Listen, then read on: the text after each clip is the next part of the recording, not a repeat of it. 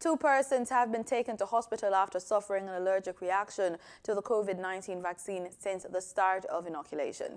Director of Family Health Services in the Ministry of Health and Wellness, Dr. Melody Innes, says that the individuals were treated and released.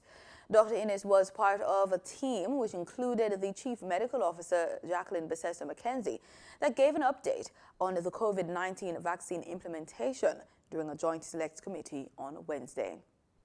We continue to monitor the events that are supposedly attributed to vaccination or immunization, and we have collected just about 40 of those.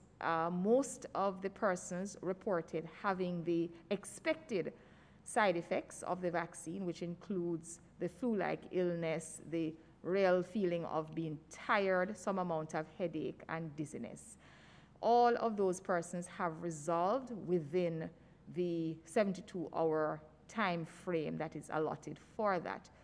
We had just about 2 persons who we considered serious, who had to be treated at hospital just for allergic reactions, and they too have resolved and certainly gone home. Although COVID-19 patients are being treated and released, the island's hospitals are still under pressure. The Health Ministry's Chief Medical Officer, Dr. Jacqueline Bessessa McKenzie, gave an update on the situation. So essentially, we would have had beds that were dedicated to COVID.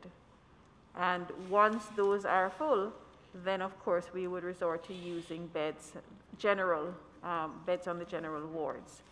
So it's not, and we have had few instances where we have had over 100% general occupancy and over 100% isolation capacity.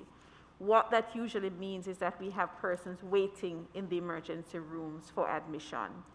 And so other spaces, what we have seen is that we have expanded, particularly when you look at a hospital like Spanish Town Hospital, their entire waiting area has been converted now to bed space. So you would not have those as documented beds, but a space would have been found and the persons would have been nursed in that area. So that is what happens. Dr. Innes urged persons with underlying illnesses to take the vaccine, and she spoke about what to do in instances where it can be a risk. If you have any cardiovascular problem, hypertension, any heart disease in your respiratory system, if you have asthma, emphysema, bronchitis, you are to take the vaccine. If you are having lupus, you're immunocompromised, you have lupus, multiple sclerosis, you are to take the vaccine, because persons who have these underlying conditions and get COVID-19, they do much worse. Often they are hospitalized and even die.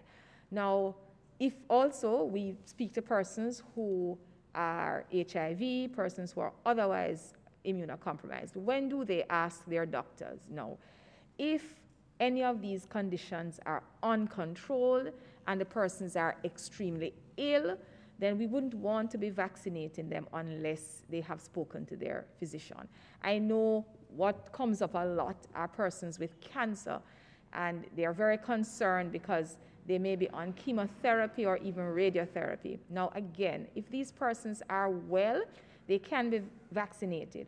However, if you are receiving intravenous immunosuppressive therapy, so if you're getting any IV medication to lower your immune system, then you cannot get the vaccine for a minimum of 14 days after this type of treatment. So for those persons who are on that kind of therapy, they need to be in close dialogue with their clinicians, and we do appreciate if a letter could be written when they appear at the vaccination site, just for our inoculators to see that they have had dialogue with their physicians and they have been given the green light to be vaccinated. But outside of that, once you have a comorbid condition and it's controlled, you're on your medication, yes, you are to be vaccinated.